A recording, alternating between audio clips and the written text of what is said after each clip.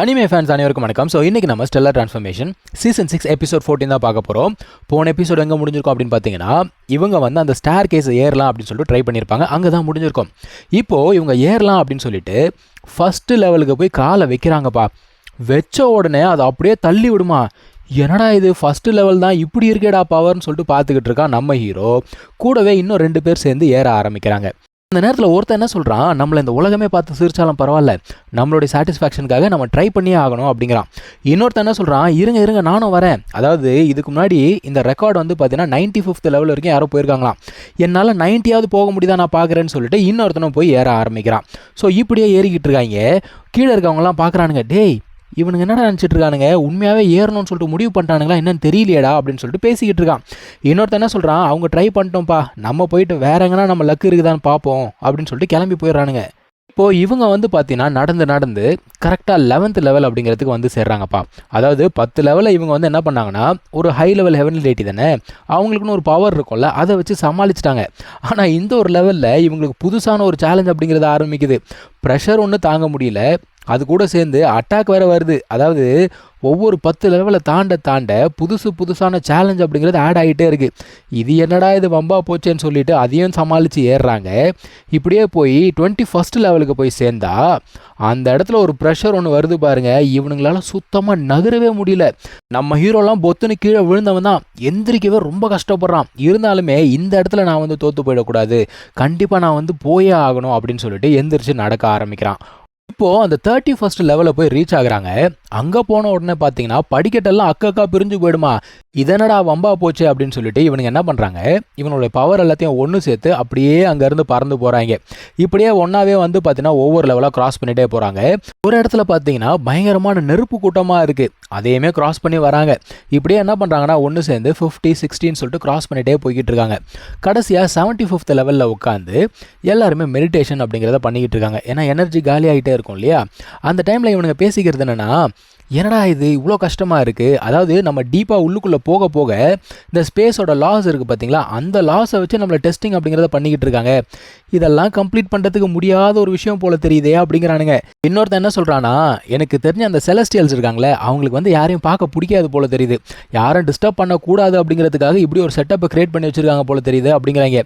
மொத்தத்தில் இது ஒரு இம்பாசிபிள் மிஷனாக இருக்குடா அப்படின்னு பேசிக்கிட்டு இருக்காங்க. நம்ம ஹீரோ என்ன சொல்கிறான், கொஞ்சோண்டு ஹோப் இருந்தால் கூட போதும், நான் கண்டிப்பாக ட்ரை பண்ணியே தருவேன்னு சொல்லிட்டு மறுபடியும் ஏற ஆரம்பிக்கிறான்ப்பா. ஓகேன்னு சொல்லிட்டு எல்லாருமே ஒன்று சேர்ந்து மறுபடியும் ஏற ஆரம்பிக்கிறாங்க. இப்படியே வந்து பார்த்தீங்கன்னா கொஞ்சம் கொஞ்சமாக ஏறி போய்கிட்டே இருந்தவங்க 85th லெவலில் ரீச் பண்ணுறாங்க. ஒருத்தன் அட்லீஸ்ட் நான் 90வது ரீச் பண்ணணும்னு சொன்னான் இல்லையா, அவன் அங்கேருந்து பறந்து போய் கீழே விழுந்தவன் தான். அவன் சொல்லிட்டான், எப்பாடே என்னால் இதுக்கு மேலே முடியாது, நீங்களே பார்த்துக்கோங்கடா அப்படின்ட்டான். இப்போ இந்த 3 பேர் ஏறிக்கிட்டு இருக்காங்க இல்லையா, இவங்களாலேயும் ஒன்றும் முடியல. எல்லாருமே வந்து கிட்டத்தட்ட அவங்களோட லிமிட் அப்படிங்கிறத ரீச் பண்ணிட்டாங்க. நம்ம ஹீரோலாம் ஓப்பனாக சொல்லிட்டான், என் லிமிட் அவ்வளோதான், இதுக்கு மேலே என்னால் முடியாது அப்படிங்கிற ரேஞ்சுக்கு ஆகிட்டான். மற்ற 2 பேர் வந்து முன்னாடி நடந்து போய்கிட்டு இருக்காங்க. ஹீரோ லிட்டலாக கொஞ்சம் பின்னாடி போய்கிட்டு இருக்கான். இப்படியே 88th லெவலில் ரீச் ஆகுறாங்கப்பா. அப்போது இன்னொருத்தரும் என்ன பண்ணுறான்னா கீழே போய் விழுந்துடுறான். ஸோ 2 டிக்கெட் அவுட்டாக இப்போ 2 பேர் ஏறிக்கிட்டு இருக்காங்க. கடைசியாக 96th லெவல் அப்படிங்கிறத ஒரு வழியாக ரீச் பண்ணிட்டாங்க. அந்த 96th லெவலுக்கு போய் பார்த்தா ஒரு பெரிய கண்ணு, ஒன்றும் இல்லை நிறைய கண்ணு இவங்கள வந்து அட்டாக் பண்ணுது. அந்த ஒரு அட்டாக்கை சமாளிக்க முடியாமல் இன்னொருத்தனும் கீழே போய் விழுந்துட்டான். இப்போ நம்ம ஹீரோ என்ன பண்ணுறான், ஷீல்டெல்லாம் போட்டு தடுத்துக்கிறான். அதை எதிர்த்து சண்டை அப்படிங்கிறத போடுறான். நான் வந்து விழமாட்டேன், என்ன ஆனாலும் சரி தாக்கு பிடிச்சே தீருவேன் அப்படின்னு பேசிக்கிட்டே இருக்கான்.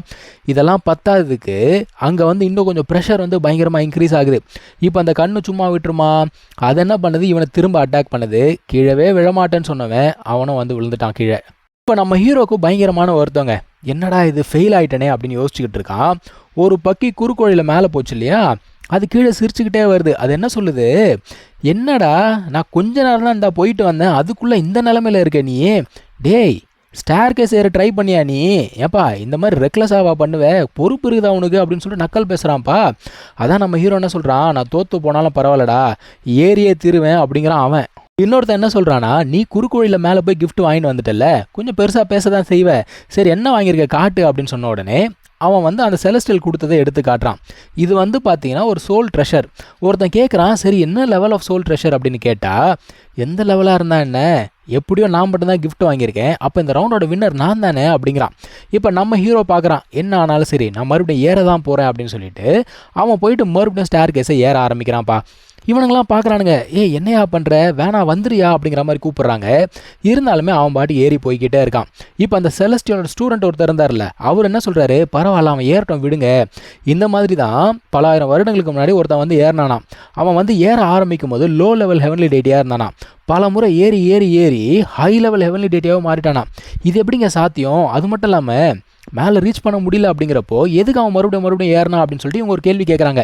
அவர் என்ன சொல்கிறாரு, எனக்கு தெரிஞ்ச அவன் ஒவ்வொரு முறை ஏறும் போதும் அவனுக்கு ஏதோ ஒன்று கெயின் கிடச்சிருக்கு போல தெரியுது, இல்லைனா அவன் சும்மா ஏறி இருக்க மாட்டான் அப்படிங்கிறாரு. இப்போ இதை கேட்ட உடனே இன்னொருத்தனும் சரி நான் ஏற ஆரம்பிக்கிறேன் அப்படின்னு சொல்லிட்டு போகிறான். இருந்தாலும் அவனுக்குள்ளே அந்த ஒரு விடாமுயற்சி அப்படிங்கிறது இல்லை. அவன் ஒரு மாதிரி விரக்தியிலேயே இருக்கான். இல்லை வேணாங்க அப்படிங்கிற மாதிரி திரும்ப வந்துடுறான். நம்ம ஹீரோ கஷ்டப்பட்டு ஏற ஆரம்பிக்கிறான். ஆனால் அவன் நோட்டீஸ் பண்ணுற ஒரு விஷயம் என்னென்னா, லாஸ்ட் டைம் இருந்த அளவுக்கு அந்த பேரியர்ஸ் வந்து பார்த்தீங்கன்னா இப்போ அந்த லெவலில் இல்லை. ஆல்ரெடி அவன் கிராஸ் பண்ணிட்டான் இல்லையா, ஸோ இப்போ அது வந்து ஈஸியாக தான் இருக்குது. ஸோ அதை தாண்டி போய்கிட்டே இருக்கான். இப்போ வந்து பார்த்தீங்கன்னா லெவல் 98க்கு போயிட்டான்ப்பா. இப்போ இந்த லெவலில் ஒரு பெரிய கண்ணுங்க இவனை வந்து வேற லெவலில் அட்டாக் பண்ணுது. அதாவது இந்த சானிக் சவுண்டு வேவ் சொல்லுவாங்கள்ல, அந்த மாதிரி எதையோ வச்சு அட்டாக் பண்ணுது. நம்ம ஹீரோவும் முடிஞ்ச வரைக்கும் சமாளிச்சுக்கிட்டு இருக்கான்ப்பா. அதாவது சுற்றி ஷீல்டெல்லாம் போட்டு பக்காவாக நின்றுட்டான், விழமாட்டேன்டா அப்படிங்கிற மாதிரி. அந்த ஒரு கண்ணு என்ன பண்ணுது, இப்போ மூணா மாதிரி இவனை அட்டாக் பண்ணுது. இது என்ன அயோக்கியத்தனம்? பாவங்க நம்ம ஹீரோ மறுபடியும் கீழே வந்துட்டான். கீழே விழுந்து எந்திரிச்சவன் மறுபடியும் அவன் பாட்டு ஏற ஆரம்பிக்கிறான். இவனுங்களாம் அப்படியே பேனு பார்க்குறானுங்க. நம்மால் 30 40 50ன்னு சொல்லிட்டு 100 இல்லைங்க, கிட்டத்தட்ட 500 முறை ஏறிட்டான். அப்போ கூட அவனால் அந்த 98th லெவலை கிளியர் பண்ண முடியல. இவன் வந்து இங்கே உட்காந்து பார்த்துக்கிட்டு இருக்கான். யாரா இவன், பைத்தியமாக இருப்பான் போல தெரியுதே அப்படின்னு சொல்லிட்டு பேசிக்கிட்டு இருக்கான். ஆக்சுவலாக இவன் மேலே போயிருந்தான் இல்லையா அந்த ஒரு கிஃப்ட்டை வாங்குறதுக்காக, அவர் கிஃப்ட்டையும் கொடுத்துட்டு இன்னொரு இன்ஃபர்மேஷனையும் கொடுத்துருக்காரு. இவரை மாதிரியே இன்னொரு செலஸ்டியல் இருக்கார். அவர் வந்து பார்த்தீங்கன்னா அந்த மனுஷனை பார்க்கறதெல்லாம் சாதாரண விஷயமே கிடையாது. அவர் இருக்காரா இல்லையான்னு கூட யாருக்குமே தெரியாது. அவருக்கே வந்து இந்த ஒரு கல்யாணத்தில் மிகப்பெரிய இன்ட்ரெஸ்ட் அப்படிங்கிறது இருக்கான். ஸோ மனுஷன் பக்கத்தில் ஏதோ ஒரு ஐலாண்டில் தான் சுற்றிக்கிட்டு இருக்காராம். அந்த இன்ஃபர்மேஷனை இவனுக்கு கொடுத்து தான் அமுச்சு விட்ருக்காரு. இப்போ நம்ம ஹீரோவை பார்த்தீங்கன்னா கிட்டத்தட்ட 1200 முறைக்கு மேலே ஏறிட்டான். கடைசியாக அங்கே போய் நிற்கிறாங்க. அந்த 98th லெவல் தான். அந்த கண்ணு தான் பிரச்சனையாக இருக்குது. அது வந்து இவனை அட்டாக் பண்ணுது.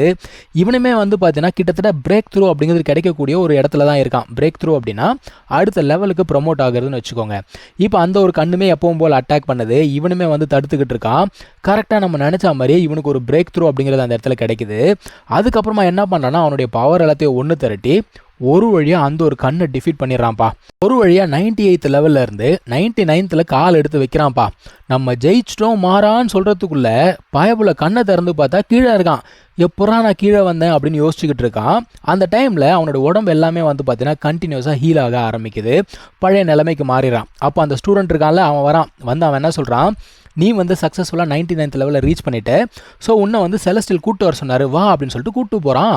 இப்போ மேலே போன உடனே அந்த ஒரு செலஸ்டியலுக்கு இவன் வணக்கம் அப்படிங்கிறத சொல்கிறான். ஆனால் அந்த மனுஷன் ஆக்சுவலாக இவனுக்காக வெயிட் பண்ணிட்டு இருக்க மாதிரியே இருக்குது.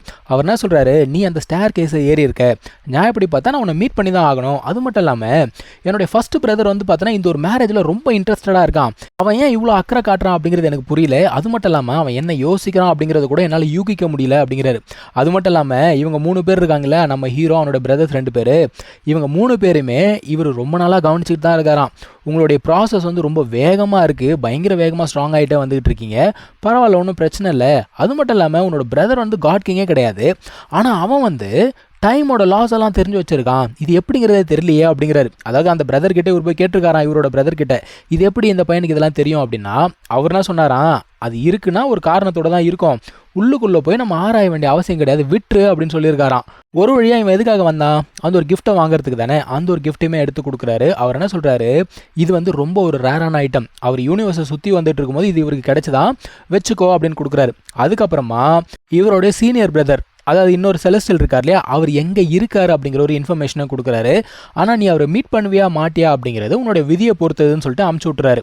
இந்த ஒரு இன்ஃபர்மேஷனை நம்ம ஹீரோ என்ன பண்ணுறனா கீழே வந்து எல்லாருக்கிட்டையுமே ஷேர் பண்ணுறான்.